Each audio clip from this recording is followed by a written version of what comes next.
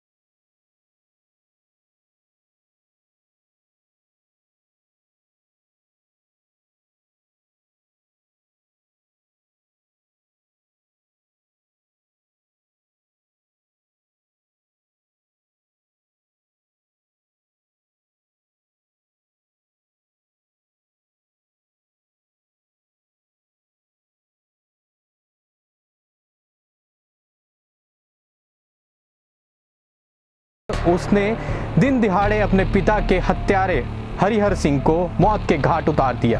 यह पहला मौका था जब ब्रजेश के खिलाफ पुलिस थाने में मामला दर्ज हुआ था। वारदात के बाद ब्रजेश सिंह फरार हो गया। हरिहर को मौत के घाट उतारने के बाद भी ब्रजेश सिंह का गुस्सा शांत नहीं हुआ। उसने उन लोगों की भी तलाश की थी जिसने उनके पिता की हत्या की थी। 9 अप्रैल 1986 का दिन था। अचानक बनारस का सकरौरा गांव गोलियों की आवाज से गूंज उठा। यहाँ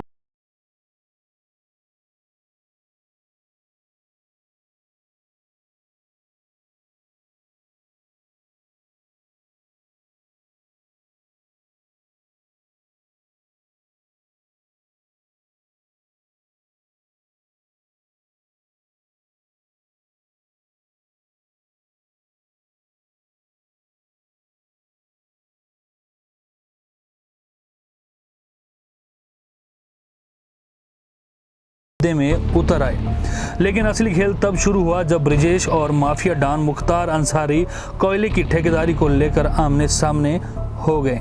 ब्रजेश सिंह ने यूपी के बाहुबली माफिया डॉन मुख्तार अंसारी की ताकत आंकने में गलती कर दी। वो नहीं जानते थे कि राजनीतिक तौर मुख्तार काफी मजबूत था। ठेकेदारी और कोयले के कारोबार को लेकर दोनों गैंग के बीच कई बार गोलीबारियां हुई। दोनों तरफ से जान माल का नुकसान भी हुआ। इस दौरान मुख्तार अंसारी के प्रभाव की वजह से ब्रजेश पर पुलिस और नेताओं का दबाव बढ़ने लगा। ब्रजेश के लिए कानूनी तौर पर काफी दिक्कतें पैदा होने लगी थी।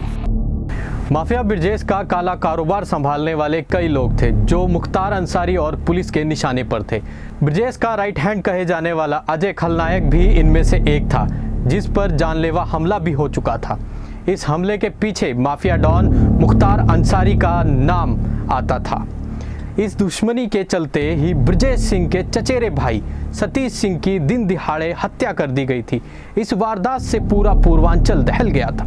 इलाके के लोगों में खौफ पैदा हो गया था। इस वारदात को उस वक्त अंजाम दिया गया जब ब्रजेश सिंह का भाई सतीश वाराणसी के चौबेपुर में एक दुकान पर चाय पी रहा था। उसी वक्त बाइक सवार 4 लोगों ने उस पर अंधाधुंध गोलियां बरसानी शुरू कर दी थी, जिस वजह से उसकी मौके पर ही मौत हो गई।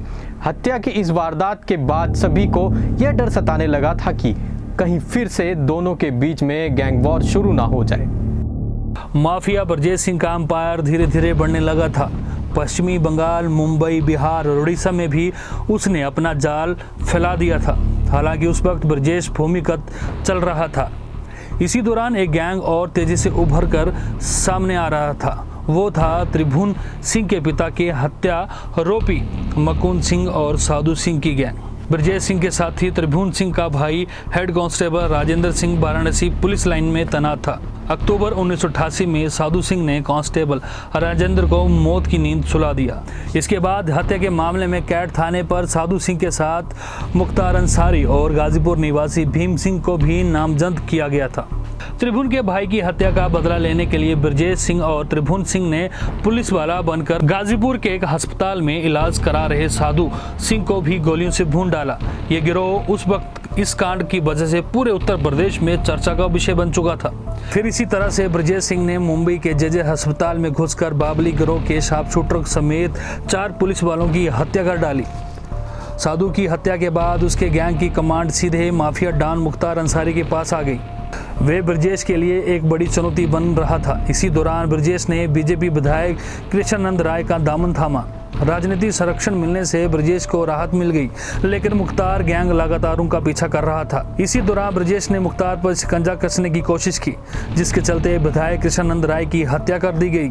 इस काम को मुख्तार अंसारी के लोगों ने अंजाम दिया था।